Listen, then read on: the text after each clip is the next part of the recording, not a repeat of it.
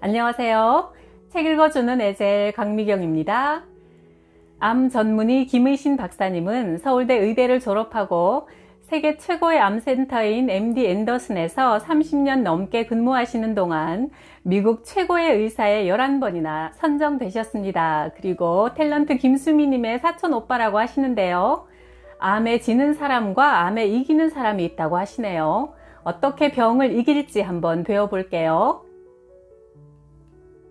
선생님, 저 사람 좀 보세요. 저 환자는 기적이라고 밖에 볼 수가 없어요. 암이 온몸에 급속도로 퍼져 당장 오늘 내일 하는 환자였다. 아무리 봐도 살아날 수 있을 것 같지 않던 그가 거짓말처럼 6개월을 넘기더니 1년을 넘기고 2, 3년 뒤에도 잘 살아간다. 30년 넘게 암 환자들을 만나면서 과학적으로는 도무지 설명이 안 되는 일을 많이 경험했다. 내가 근무하는 MD 앤더슨의 의사들은 이런 경우를 기적이라고 부른다. 암이 여전히 몸속에 남아있는데 더 이상 진행되지 않고 멈춰버린 불가사의한 상황을 말한다. 평소에 각별하게 여기던 후배 의사 S가 있었다. 어려서부터 축농증을 앓았던 터라 이비인후과 의사 되는 것이 꿈이었고 드디어 이비인후과 전문의가 되어 병원을 개업했다. 그러던 어느 날 코를 푸니 고름에 피가 섞여 나왔다. 그동안 툭 하면 코피를 펑펑 쏟았지만 자신의 전공 분야라 그럴 수도 있다고 대수롭지 않게 여겼다. 부랴부랴 큰 병원에 가서 검사를 해보니 코를 둘러싼 얼굴뼈에서 암세포가 발견되었다. 얼굴뼈의 상당 부분을 드러내는 수술 후에도 계속 재발하여 15번의 수술과 방사선 치료를 받아야 했다. 나중에는 암이 안구에까지 퍼져서 뇌 일부와 한쪽 눈을 절제해야 했다. S는 자신 앞에 놓인 결과를 담담히 받아들이고 편안하게 죽음을 맞겠다고 했다. 선배님, 하나님이 저 같은 사람을 죽게 내버려 두면 큰 손해 아닌가요? 저 같은 사람이 하나님의 힘으로 살아나야 전도가 되지 않겠어요? 그는 여유롭게 농담을 던질 정도로 하나님의 뜻에 자신을 내려놓은 상태였다. 캘리포니아 해변 옆에 집을 얻어 그는 차근차근 죽음을 준비했다.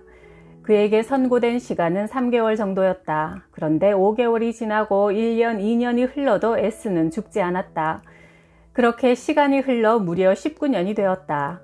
그는 해마다 몸속에 있는 암세포의 사진을 찍어 관찰했는데 담담히 죽음을 준비한 그 순간부터 암세포가 더 이상 자라거나 전이되지 않고 그대로 멈춰 있다는 것이다.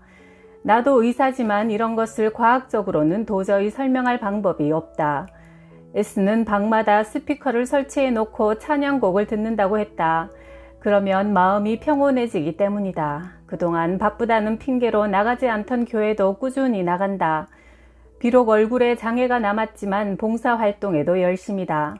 하나님께서 덤으로 주신 삶이니 감사하지 않을 수 없기 때문이란다. 65세의 재미교포인 오씨 역시 난소암으로 죽음의 문턱까지 다녀온 사람이다. 몸속에 암덩어리가 20개도 넘게 있었지만 18년째 건강하게 살고 있다. 꾸준히 치료하면 암세포는 작아졌다 커지기를 반복한다. 암 진단을 받을 당시 전문의가 길어야 3년 남았다고 했지만 오 씨는 벌써 18년째 삶을 이어가는 중이다.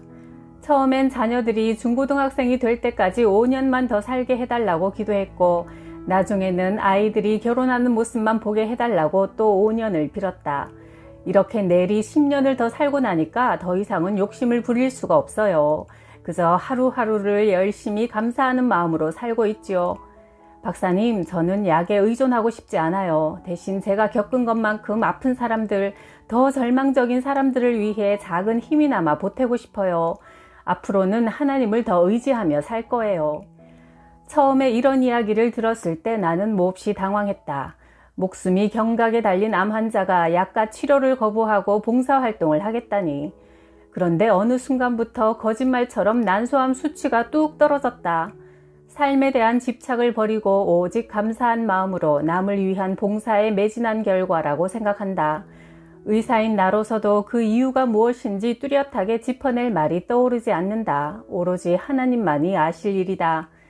기적이 사람에게만 오는 것도 아니었다. 내가 아는 한 산부인과 병원장이 집에서 뽀삐라는 개를 길렀는데 어느 날 보니 배가 통통하더란다. 상태가 심상치 않아 보여 동물병원에 데려가 배를 열어보았더니 뽀삐는 난소암이 심각한 상태였다. 이쯤 되면 죽은 것과 마찬가지라 집안일을 도와주는 아주머니에게 동물병원에 다시 데려가서 개를 안락사시키라고 했다. 오랜 시간 정을 주고 기른 개를 더 이상 고통스럽게 할 수 없었기 때문이다.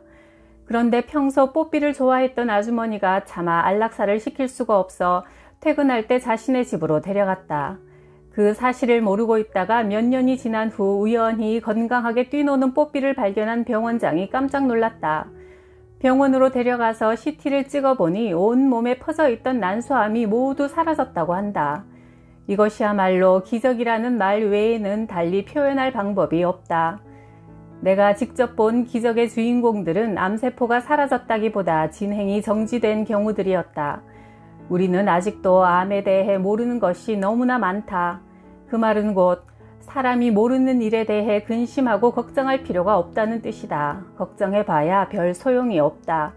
그저 살고 죽는 문제를 창조주 하나님께 맡기고 마음을 편안히 가질 때 기적은 누구에게 찾아올지 모른다. 암의 진행이 멈춘 사람들의 이야기를 들어보면 공통적으로 죽음을 앞두었을 때 마음을 완전히 비웠고 그 후로는 모든 통증이 사라졌다고 한다. 악착같이 살고자 하는 인간의 욕망을 접고 하나님의 뜻에 모든 것을 겸허히 다 맡겨버리는 순간 새 삶이 주어졌다.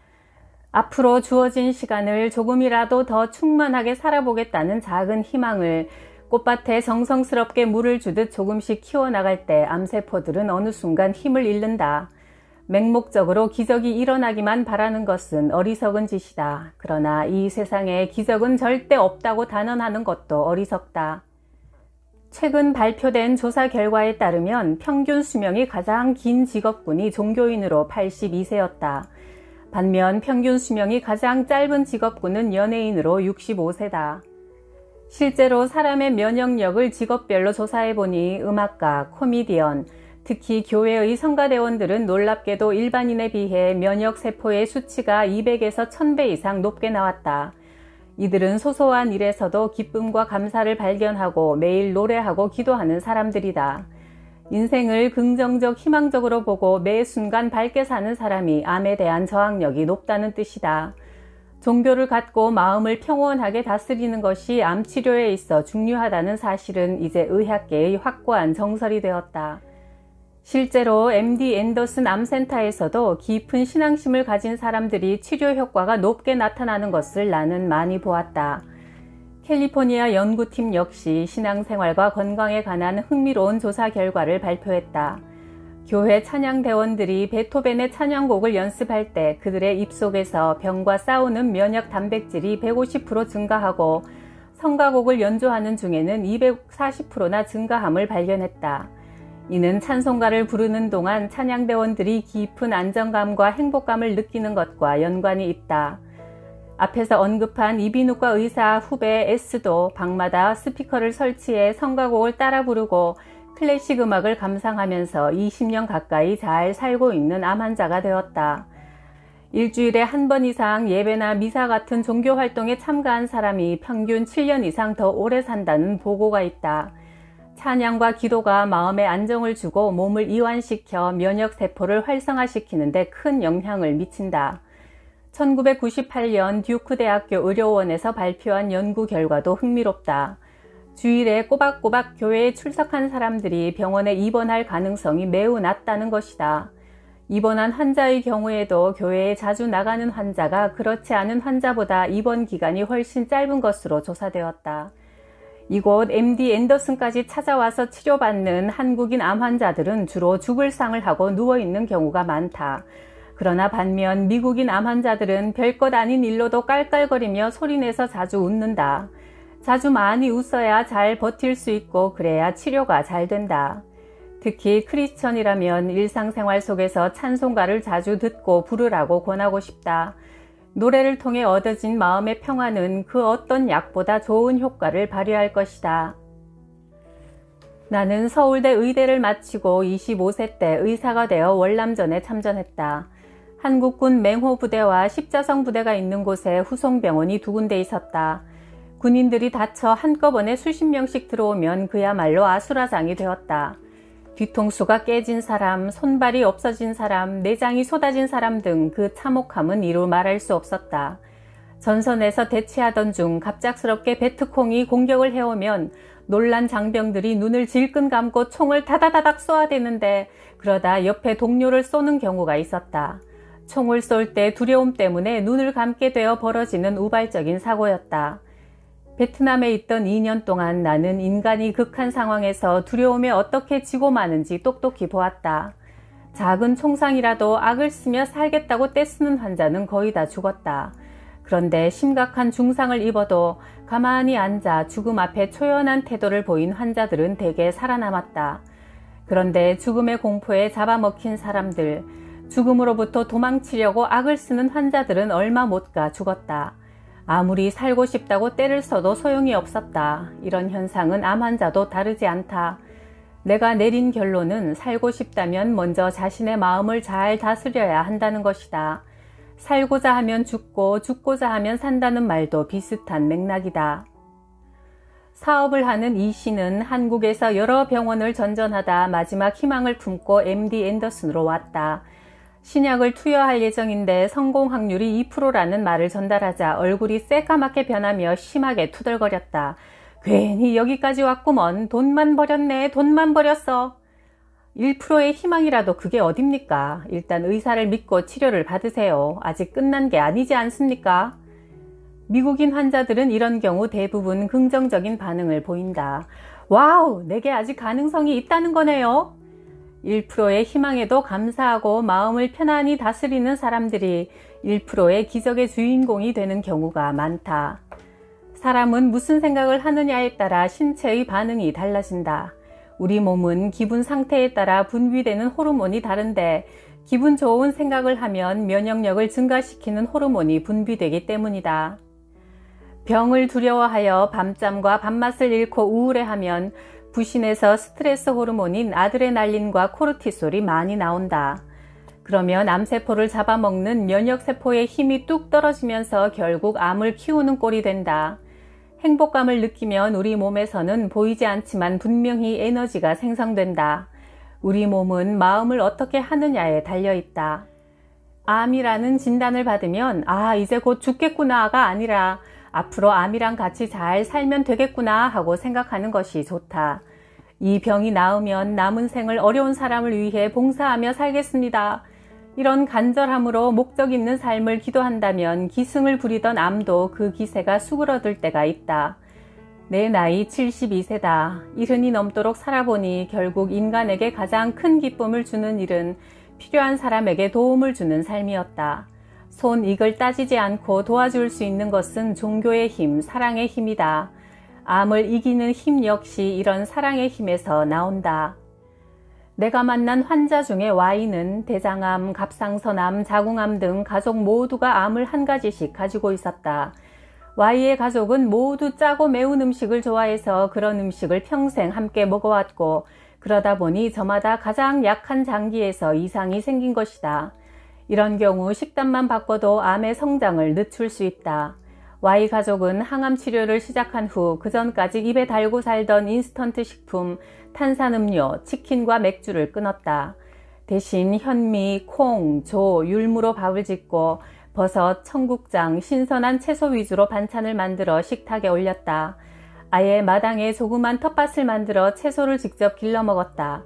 그러자 갑상선암이 폐로 전이되어 장례식 날짜까지 잡아두었던 Y의 동생의 몸에서 암의 활동이 멈추었다.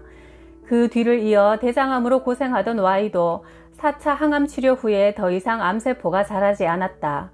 이처럼 암을 치료할 때는 식사를 제대로 하는 일이 정말 중요하다. 만년 청춘인 줄 알았던 우리 몸도 나이를 먹으면 몸속의 모든 기관이 탄력이 떨어져 쭈글쭈글하게 주름이 잡히고 그곳에 배설물이나 찌꺼기가 끼어 염증이 생긴다. 염증은 암을 일으키는 주된 원인이다. 시금치, 브로콜리 같은 녹색 채소는 손상된 인간의 DNA를 복구한다. 블루베리, 빌베리 같은 베리류에는 안토시아닌 성분이 들어있어 발암물질을 억제하고 몸속의 독소를 해독한다. 수박과 토마토는 전립선 암과 폐암을 억제시킨다. 마늘이 가진 알리신 성분은 강력한 살균 효과로 위암 예방에 탁월하다. 사과 속에 들어있는 플라보노이드 성분은 유방암의 재발을 방지하고 감귤은 폐암을 예방하는 데 좋다. 암세포가 살 수 없는 몸을 만들기 위해서는 채소, 과일, 견과류, 씨앗류, 버섯류를 많이 먹고 항산화제와 비타민 오메가3를 꾸준히 섭취하는 것이 좋다. 암 환자들은 잘 먹어야 한다. 잘 먹어서 체력을 길러야 힘든 항암 치료를 견딜 수 있다. 첫째, 현미 잡곡밥을 먹기를 권한다. 흰 쌀밥은 흰 설탕 덩어리라고 보면 된다.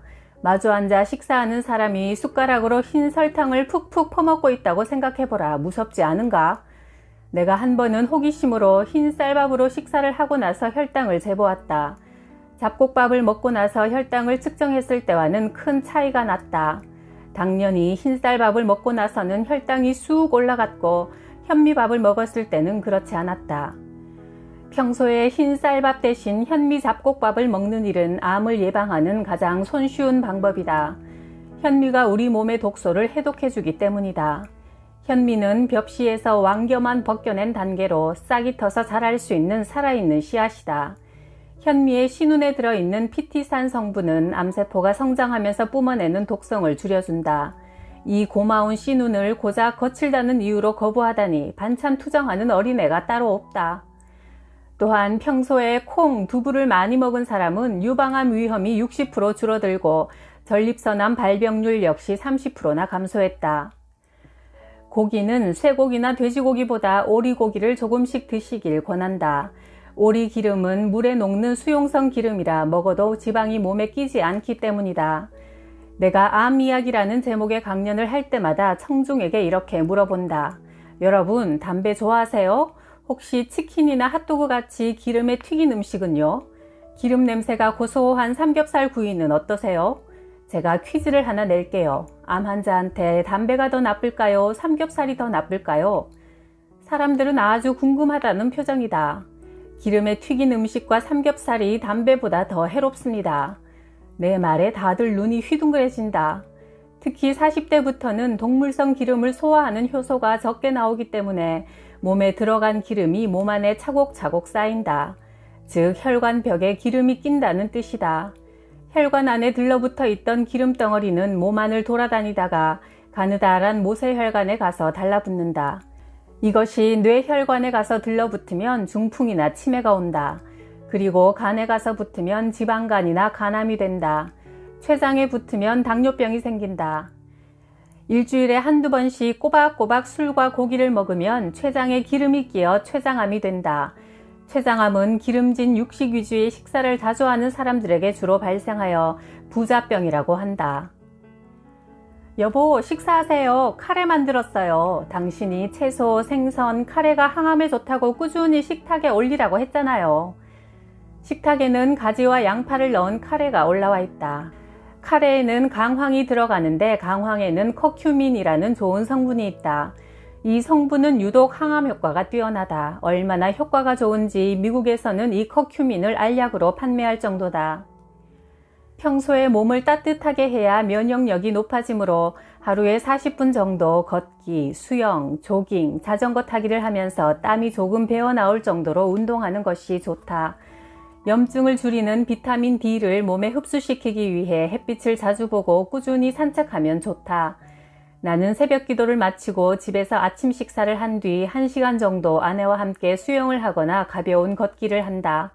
매일 해보니 습관적인 운동만큼 건강에 도움이 되는 것이 없다.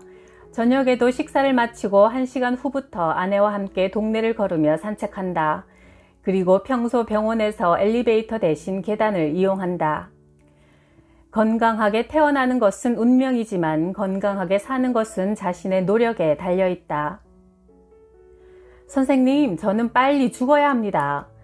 K는 이런 말을 하면서도 아무렇지 않게 싱글벙글 웃어 보인다. 레지던트 3년 차인 그는 부잣집 외동아들로 태어나 부족함 없이 자랐고 가족 중에 유일한 크리스천이었다.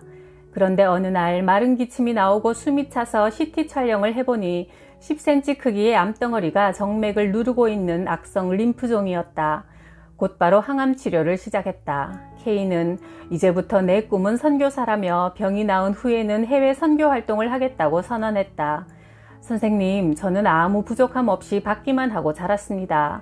제가 하고 싶은 것만 하고 보고 싶은 것만 보면서 살았어요. 그런데 암으로 고통을 맛보고부터 많은 게 달라졌어요. 내가 아픔을 경험해 보니까 남들이 아픈 것도 보이기 시작하더라고요. 그래서 저보다 더 아픈 사람이 있으면 도와주고 싶어졌어요. 우리 부모님은 부족함 없이 사셔서 절대 하나님을 안 믿으세요. 그래서 하나님이 저를 희생시켜 우리 부모님을 바꾸려 한다는 생각이 들어요. 그래서 이 모든 과정이 하나도 무섭지 않고 그저 감사합니다. 결국 K는 치료를 견디지 못하고 천국으로 떠났다. 그리고 과연 그의 죽음은 많은 사람을 변화시켰다. K의 가장 친한 벗이 친구의 뜻을 대신 이루고자 몽골로 선교사로 떠났다. K의 부모 역시 아들의 유언대로 독실한 기독교 신자가 되어 몽골의 도서관을 세웠다. 아들이 살아있었다면 그런 일을 했을 거라고 하면서 말이다. K의 희생으로 세 사람은 확실히 바뀌었다. 이렇게 죽을 수 있다면 그것도 좋겠다는 생각이 들었다. 내 나이가 올해 72세라 친구들을 여러 명 하늘로 떠나보냈다. 미국인 친구들은 곧 죽을 사람인데도 농담을 한다. 의신, 너 골프 연습 많이 하고 와라. 내가 먼저 가서 천국의 골프장 잔디 관리해 놓을게. 하늘나라 맥주도 맛있으려나. 나중에 한잔 하자고. 이왕이면 털북숭이 남자 천사 말고 예쁜 아가씨 천사가 마중 나오라고 기도나 해줘. 그 친구들은 죽음을 대하는 자세가 초연하고 성숙했다. 죽음이란 조금 앞당겨서든 혹은 조금 뒤늦게든 약간의 시간차를 두고 모두에게 찾아온다. 나는 환자들에게 습관적으로 하나님께 맡기세요 라고 말한다. 40년간의 의사생활 경험에 의하면 생명은 창조주의 영역이고 의사가 하는 역할은 10% 정도에 불과하다. 미국인 환자들은 기본적으로 자신이 아직 세상에 쓰일 곳이 있다면 하나님이 살려주실 거라는 믿음을 가지고 적극적이면서도 편안하게 치료에 임한다. 자신이 꼭 살아야 하는 이유를 당당하게 말할 수 있는가? 평소에도 그런 소명의식을 가지고 사는 사람들이 좀 더 충만하고 풍요로운 삶을 살게 된다. 기도하고 찬송하고 감사하면서 모든 것을 하나님께 맡기고 살 때 암도 맥을 못 춘다고 하네요. 몸도 마음도 모두 건강하시길 기도합니다. 구독, 좋아요, 댓글에 사랑 덕분에 저는 아주 건강합니다. 감사해요.